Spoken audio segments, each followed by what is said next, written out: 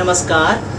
बृहन्मुंबई महानगरपालिका शिक्षण विभाग अंतर्गत व्हर्च्युअल क्लासमध्ये तुम्हा विद्यार्थ्यांचे हार्दिक स्वागत. मी प्राची लोपे आज तुम्हाला इयत्ता 10वी गणित मधील एक महत्त्वाचा पाठ शिकवणार आहे. चला तर पाठाला सुरुवात करूया.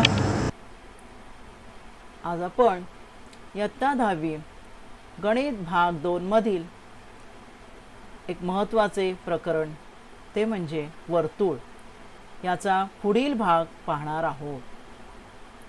मागील भागात आपण स्पर्शिका त्रिज्या प्रमेय तसे वृत्तछेदिका स्पर्श करणारी वर्तुळे वर्तुळ कंस यांची माहिती घेतली. पाहूया पुढील भाग. या भागात आपण अंतर्लिखित कोन म्हणजे काय ते पाहणार आहोत. इथे एक वर्तुळ काढलं आहे आणि ह्या वर्तुळावर मी 3 बिंदू देऊन ह्या 2 मी वृत्तछेदिका काढल्या आहेत आणि ह्या ज्या 2 वृत्तछेदिकांपासून कोन तयार झाला बघा. कोन ADB हा जो कोन आहे त्या कोनाच्या भुजा ज्या आहेत त्या वर्तुळाला छेदत आहेत आणि त्या दोन्ही भुजा DA आणि DB या वर्तुळाला A आणि B ह्या 2 बिंदू छेदत आहेत आणि अशा ह्या कोनाला वर्तुळात झालेला आंतरलिखित कोन असे म्हणतात. म्हणजे ह्या वर्तुळाचे 2 कंस दिसत आहेत तुम्हाला. हे वर्तुळाचे हे जे 2 कंस आहेत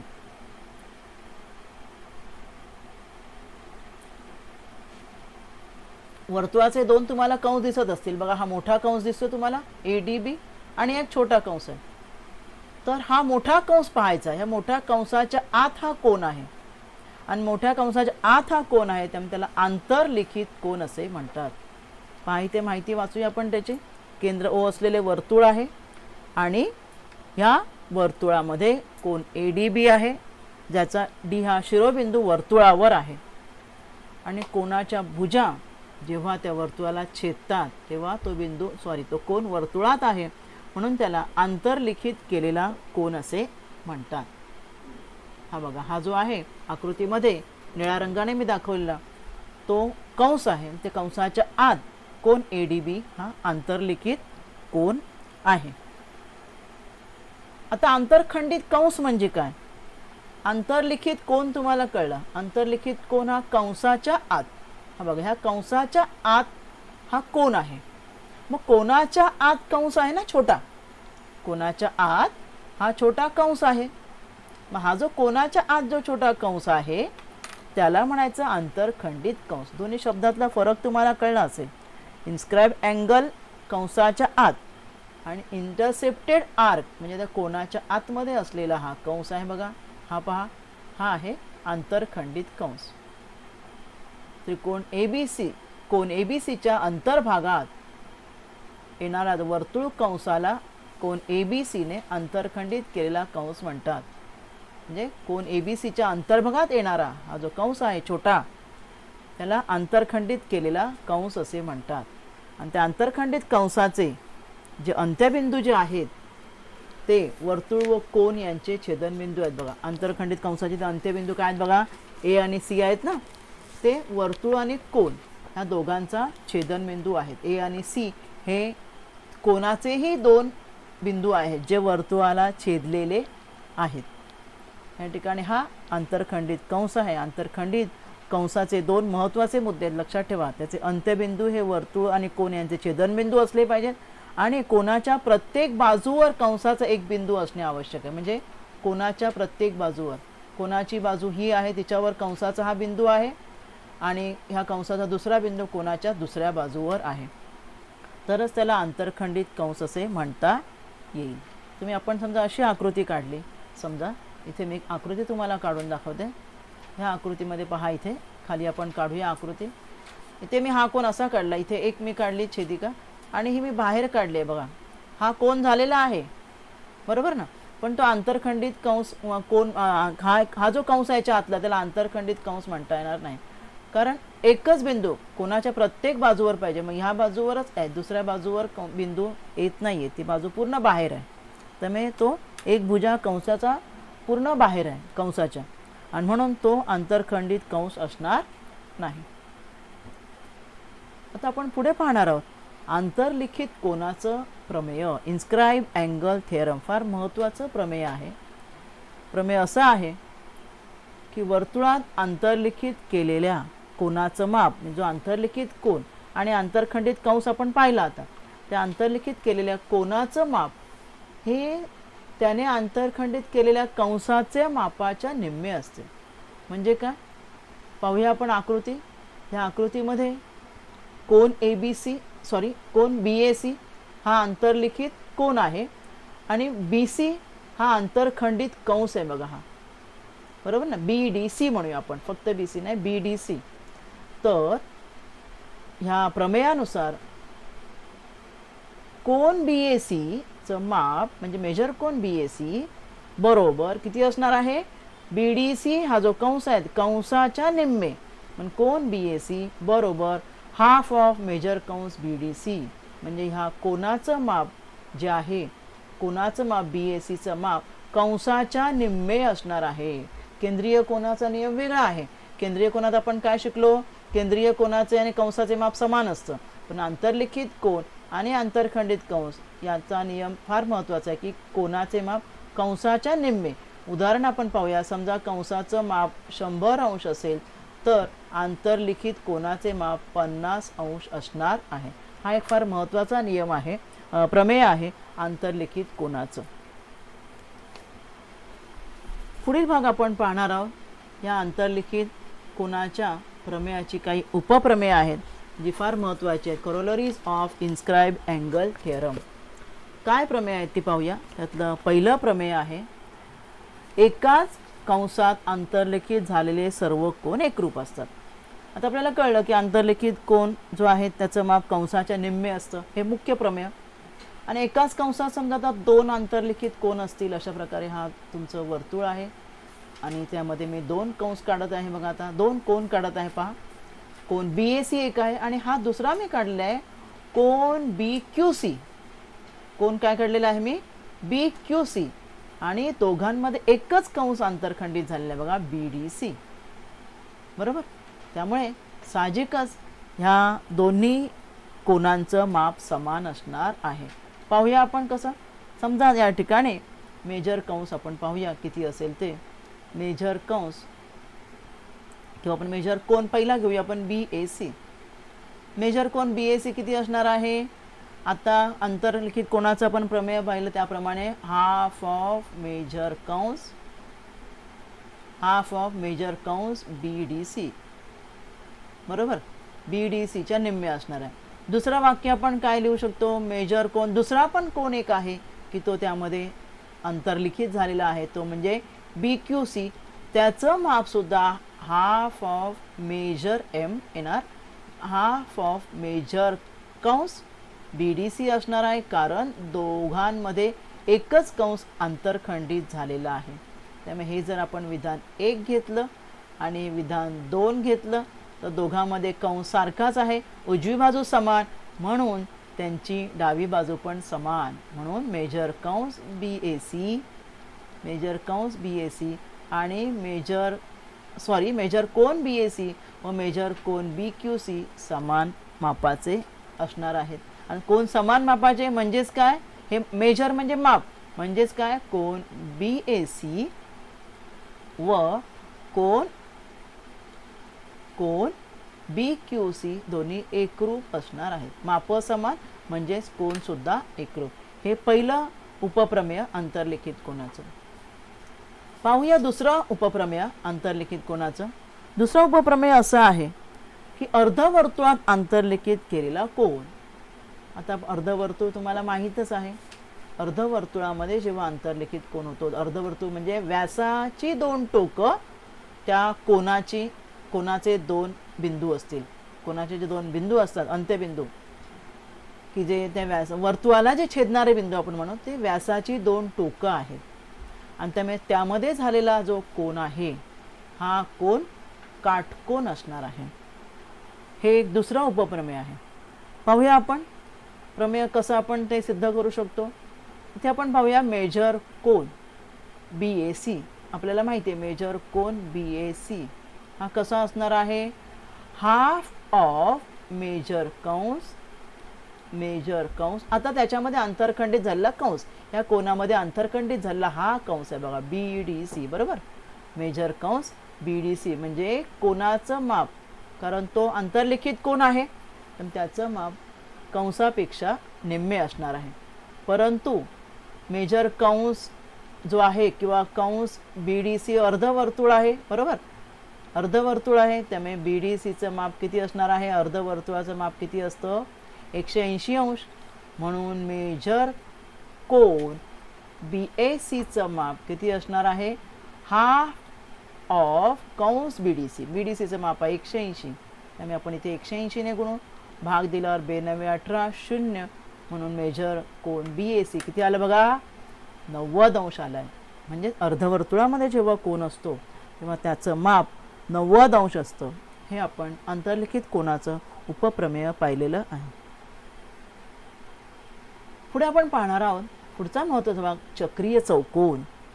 चक्रीय चौकोन सायक्लिक क्वाड्रिलॅटरल म्हणजे काय, हा क्वाड्री चौकोनच आहे, परंतु जेव्हा चौकोनाचे चारही शिरोबिंदू एकाच वर्तुळावर असतात तेव्हा त्या चौकोनाला चक्रीय चौकोन असे म्हणतात. मग या वर्तुळावर मी 4 बिंदू दिले आहेत ABCD, आणि त्यामध्ये तुम्हाला मी हे 4 जीवा दिलेल्या आहेत, आणि ह्या 4 जीवांपासून एक चौकोन तयार झाला आहे ज्याचे चारही शिरोबिंदू वर्तुळावरील बिंदू आहे. त्यामुळे चक्रीय चौकोनाची हे जो नियम जो आहे तो हा जो दिलेला चौकोन आहे चक्रीय चौकोन आहे. चारही शिरोबिंदू एकाच वर्तुळावर असतील तर चक्रीय चौकोन म्हणतात. आता त्याचा एक नियम म्हणजे प्रमेय आहे चक्रीय चौकोनाचं, ते पाहूया आपण. थेरम ऑफ सायक्लिक क्वाड्रिलॅटरल असं आहे की चक्रीय चौकोनाचे सम्मुख कोन परस्परांचे पूरक कोन असतात. पुन्हा आपण आकृती पाहूया. चक्रीय चौकोनाचे सम्मुख कोन, हा आहे चक्रीय चौकोन. सम्मुख कोन म्हणजेच काय, समोरासमोरील कोन म्हणजे कोन B आणि कोन D यांची बेरीज 180 असेल, आणि कोन A आणि कोन C यांची बेरीज 180 असेल. आता ही सिद्धता आपण पूर्ण करूया. तुम्हाला कृती पूर्ण करा अशा प्रकारचे प्रश्न येतात, त्याच प्रकारे ही आपण कृती पूर्ण करूया. हे प्रमेय त्याद्वारे आपण सिद्ध करणार आहोत. पक्ष काय की दिलेला भाग, पक्ष म्हणजे दिलेला भाग असा आहे की चौकोन टिंब हा चक्री चौकोन. कोणता आहे तो चौकोन, ABCD क्रमाने बिंदू लिहायचे, हा चक्रीय चौकोन आहे. आणि आपल्याला सिद्ध काय करायचं आहे, B अधिक D, B म्हणजे कोणता, कोन B हा आणि कोन D हे परस्परांचे पूरक म्हणजे किती असणार, पूरक म्हणजे त्यांची बेरीज 180 अंश आली पाहिजे. तसेच काय, हा कोन डबल आपण साइन करूया, कोन A आणि कोन C, इथे मी डबल चिन्ह करते, ह्या दोघांची बेरीज म्हणजे कोन A व कोन C यांची बेरीज 180 अंश असणार आहे. हे आपण इथे पक्ष आणि साध्य पूर्ण केलं. आता सिद्धता आपण पूर्ण करूया. कोन ADC म्हणजे हा आंतरलिखित कोन आहे बरोबर, आणि त्याने आंतरखंडित केलेला कंस आहे ABC बरोबर, हा मोठा कंस. त्यामुळे ह्या ADCचा माप असणार ह्या कंसाच्या निम्मे बरोबर. पण आपण इथे काय लिहिणार आहोत, पण कोन ADC बरोबर हाफ बाहेर लिहिलेलंच आहे, हाफ मेजर कंस कुठला, ABC बरोबर. तसेच दुसरा पण आहे, दुसरा कंस पण आहे, त्याने ADC हा कंस अंतर्लिखित कोण, तो कोण आहे ABC. तसेच कोन ABC उलट बाजूचा जो आहे ना तो हा या बाजूचा कोन, म्हणजे आपण ह्या दोघांबद्दल बोलत आहोत ना. प्रथम आपण ह्या दोघांबद्दल बोलत आहोत. आपण C बद्दल लिहिलं तर कोन ABC याने आंतरखंडित केलेला कंस कुठला आहे, हा इकडचा ADC. त्यामुळे त्याचं आपण वाक्य लिहूया. हे असं प्रमेय आहे, ही आकृती आहे, आणि आपण ह्या आकृतीची सिद्धता पाहत आहोत किंवा या प्रमेयाची सिद्धता पाहत आहोत. मग इथे काय येणार आहे, आपण जे ह्या दुसऱ्या कोनाबद्दल आपण लिहिले, ह्या 2 कोनांबद्दल आपण बोलत आहोत.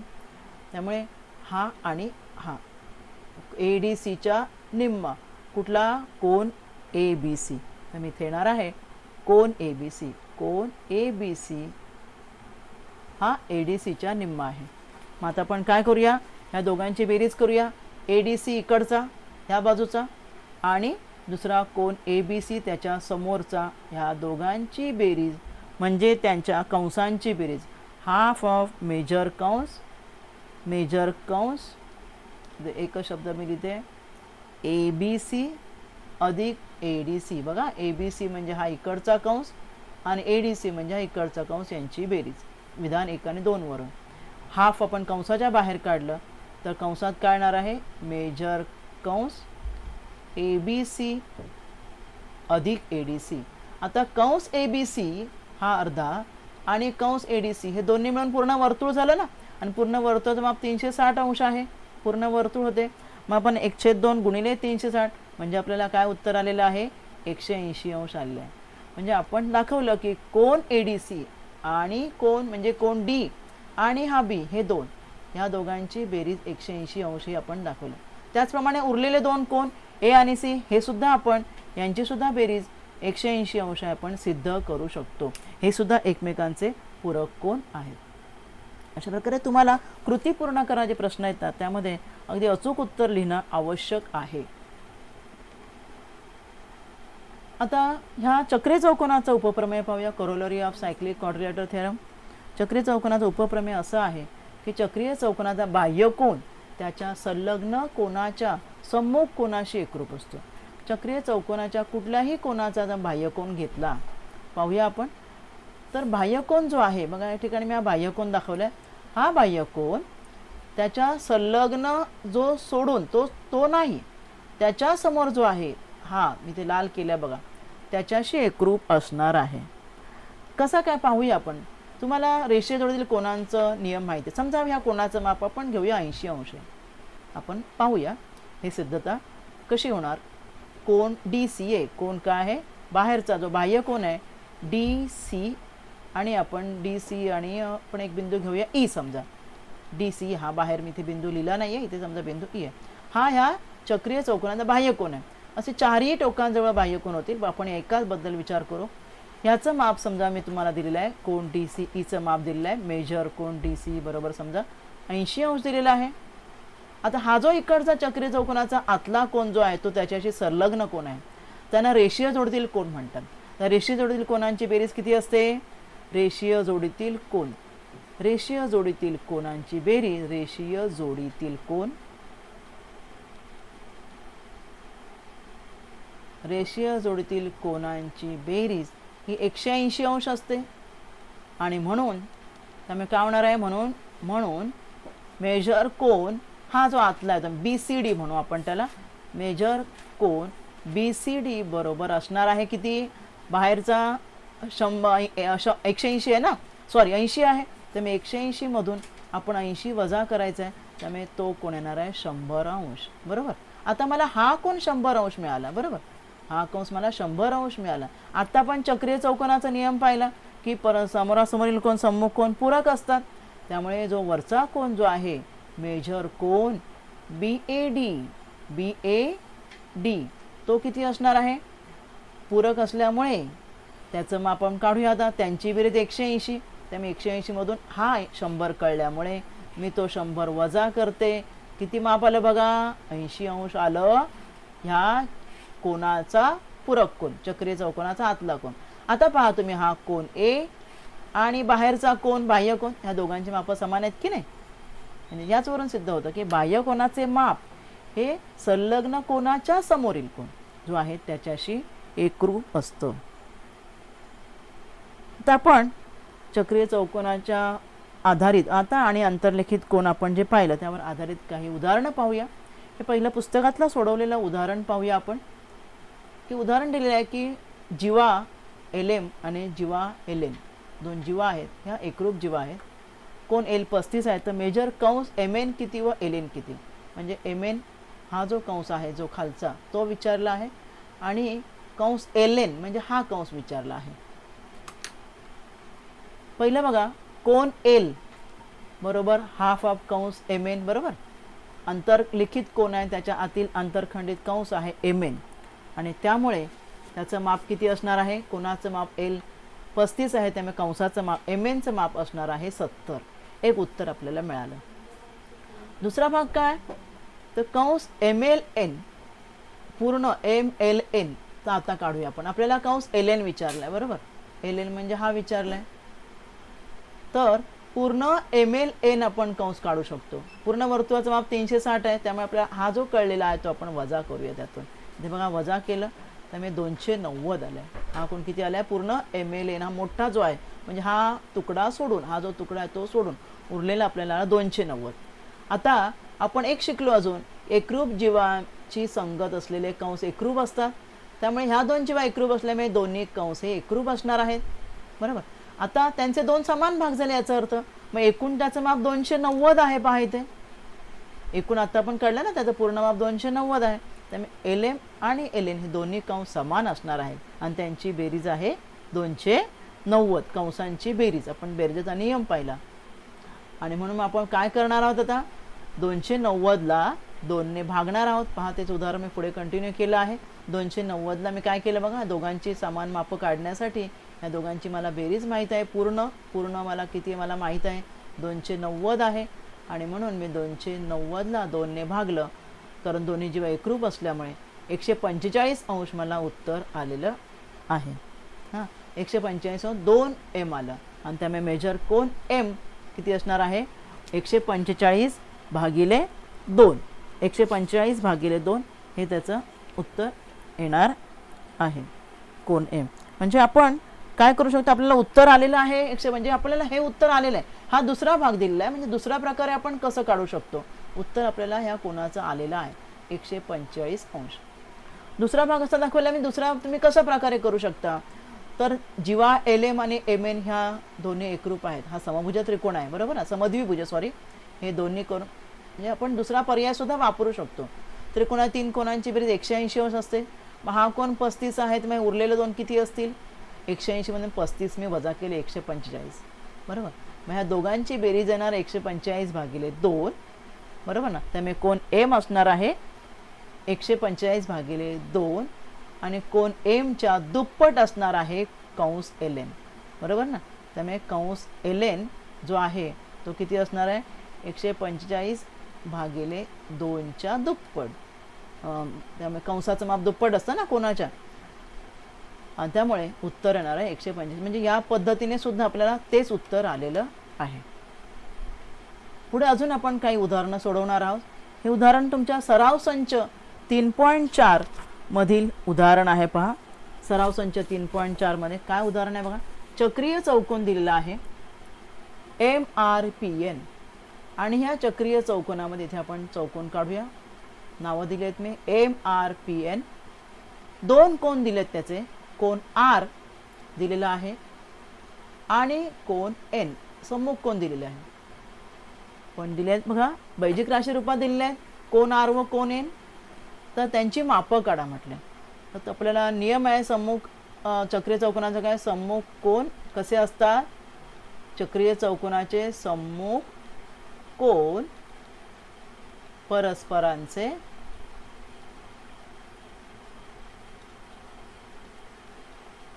सम्मुख कोन परस्परांचे पूरक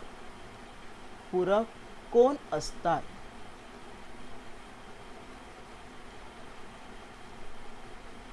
पूरक कोन असतात म्हणून आपल्याला जे कोन दिलेले आहेत म्हणून त्यांची बेरीज नाही का, म्हणून कोन R पूरक कोन असल्यामुळे कोन R आणि कोन A यांची बेरीज असणार आहे किती? 180 अंश.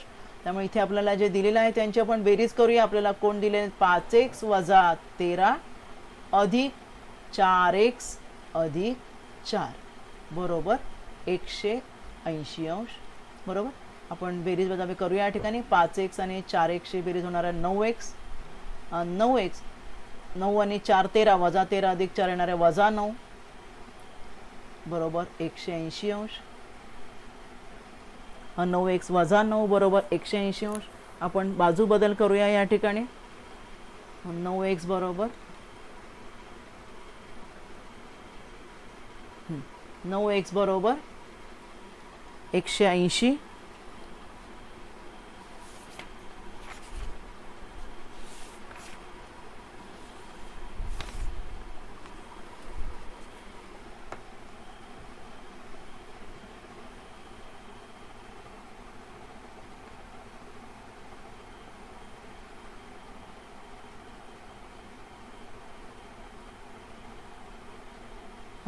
वजा 9ची आपण इथे बाजू बदलणार आहोत, 180 अधिक 9, बरोबर. मग 180 अधिक 9 म्हणजे किती येणार पाहूया आपण. 9x बरोबर 189. भाग देऊया इथे आपण. भाग दिला x बरोबर 189ला आपण 9ने भागल्यावर 9 2 18, 9 1 9. आता ते आपल्याला x बरोबर 21 आलेलं आहे. म्हणून आपण कोण काढूया. म्हणून कोण r बरोबर 5x वजा 13 बरोबर 5 गुणिले x ची किंमत 21 आलेली आहे, वजा 13 म्हणजे 21 म्हणजे 21 5 5 दर्शे 105 वजा 13. वजाबाकी करूया. किती येणार. 5तून 3 गेले 2 राहिले आणि 10तून 1 गेला 9 राहिला, 92 अंश आले. त्याचप्रमाणे कोण n काढूया आपण आता. कोण n आहे 4x अधिक 4 गुणिले x ची किंमत आहे 21 अधिक 4, 21 चोक 84 अधिक 4 बरोबर 84 आणि 4 किती येणार आहे 88 अंश येणार आहे.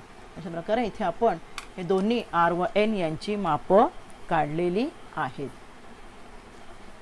ह्याच तुमच्या सराव संचामधील पुढचं एक उदाहरण आपण पाहणार आहोत. त्या उदाहरणामध्ये कोण जो दिलेला आहे त्या आकृतीमध्ये कंस ns दिलेला आहे 125 अंश. दोन म्हणजे जो आहे अंतर्लिखित कोण जो आहे त्याने दोन कंस आंतरखंडित केले आहेत. एक छोटा ns आणि एक ef आहे बघा. तर ns चं माप दिले 125 आणि ef चं माप दिले आहे 37 अंश. तर कोण nms चे माप काढा. तर हा एक नियम आहे की जेव्हा अशा प्रकारे आंतरलिखित कोण दोन कंस आंतरखंडित करतो आणि त्याचा छेदनबिंदू ते वर्तुळाच्या बाह्य भागात जात असेल किंवा त्याचा शिरोबिंदू कोणाचा, तर त्या रेषांमधील कोणाचे माप हे त्या कोणाने आंतरखंडित केलेल्या कंसांच्या मापाच्या फरकाच्या निम्मे असणार.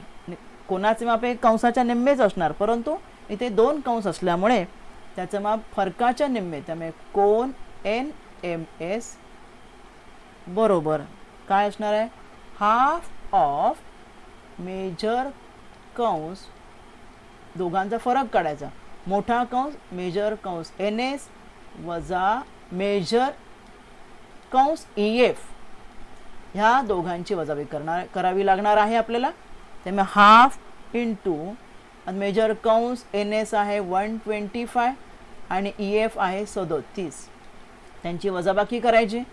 हाफ इंटू वजाबाकी त्यांची येणाऱ्या 15तून 7 गेले 8 राहिले, 12तून 4 गेले 8 राहिले 88.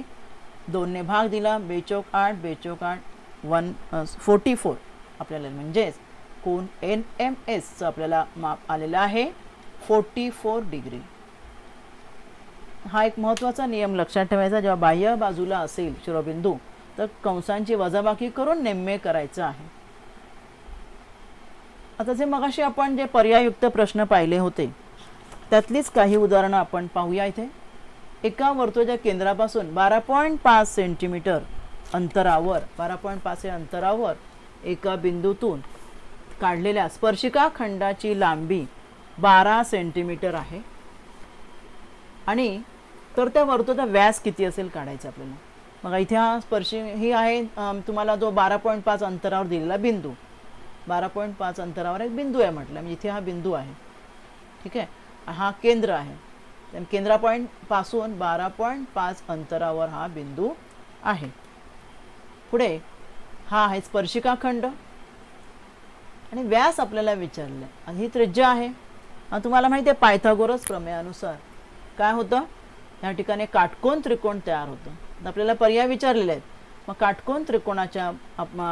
काटकोन त्रिकोणामध्ये पायथागोरसचा प्रमेय वापरायचा आहे आणि पायथागोरस प्रमेयानुसार हा स्पर्शिका खंड आपल्याला दिलेला आहे. तर आपण ही बाजू काढूया. बाजू आपण काढणार आहोत. आपण त्रिज्या म्हणून इथे मी नाव देते r देते या ठिकाणी, किंवा आपण त्रिकोणाला नाव देऊया. आपण a हा केंद्र आपण o घेऊया, केंद्र o आणि हे स्पर्शिका खंड b समजा. आणि त्यामुळे r वर्ग किंवा ao चा वर्ग बरोबर OB चा वर्ग कर्णाचा वर्ग वजा आपल्याला एक बाजू माहित आहे तिचा वर्ग AB चा वर्ग.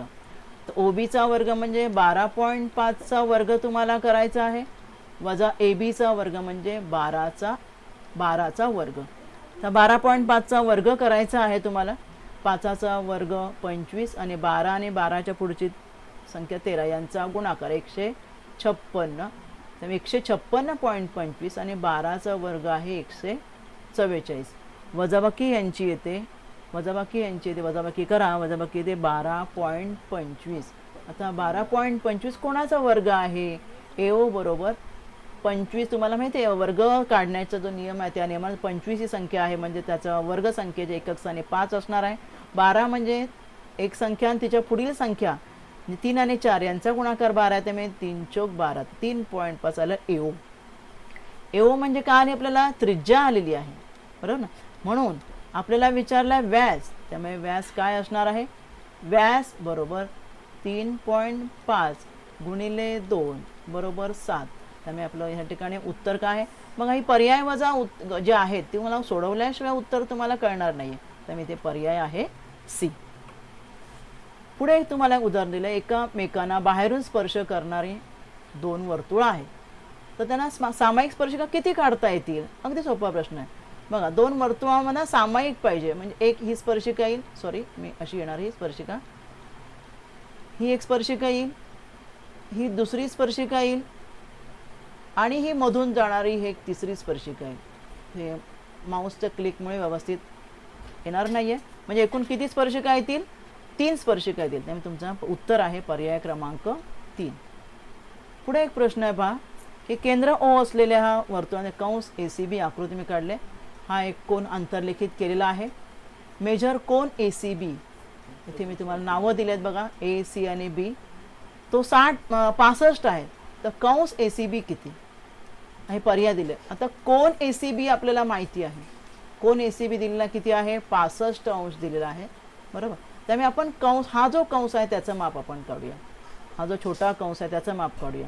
त्या मेजर कंस आपण थोडक्यात सोडूया करणे पर्याय वजा प्रश्न आहेत. मेजर कंस AB छोटा त्याचं किती असणार आहे माप? कोनाच्या दुप्पट 65 गुणिले 2 बरोबर ना. 65 गुणिले 2 म्हणजे किती येणार आहे? 2 पंजे 10 0 1 बेसक 12 ने 13 130 अंश. ठीक आहे. मग आता हा 130 आपल्याला विचारलाय काय? मेजर कंस ACB मोठा विचारलाय म्हणून मेजर कंस ACB बरोबर पूर्ण वर्तुळाचं माप 360 असतं. त्यामुळे 360 वजा 130 बरोबर वजाबाकी करूया 0 6तून 3 गेले 3 3 गेले 230 अंश. त्यामुळे तुमचा पर्याय काय आहे? म्हणून तुमचा पर्याय आहे पर्याय बरोबर 230 अंश. पुन्हा बाळांनो लक्षात ठेवा पर्याय वजा प्रश्न तुम्हाला रफमध्ये सोडवून त्यांचं उत्तर फक्त लिहायचं आहे. हा एक प्रश्न आहे.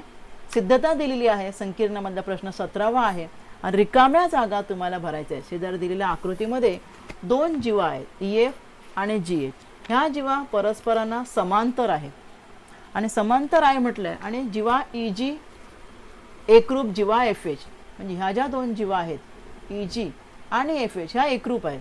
तर पुढील सिद्धतेत रिकाम्या जागा भरा. अशा प्रकारचे प्रश्न सुद्धा तुम्हाला येतात. आपण पाहूया सोडवूया हा प्रश्न. सिद्धता तुम्हाला फक्त पूर्ण करायची आणि तुम्हाला त्या ठिकाणी जी रचना सांगितली तुम्हाला करायची GF काढा. बघा या ठिकाणी GF काढून दिले. GF काढल्यामुळे या ठिकाणी 2 त्रिकोण तयार झाले बरोबर ना.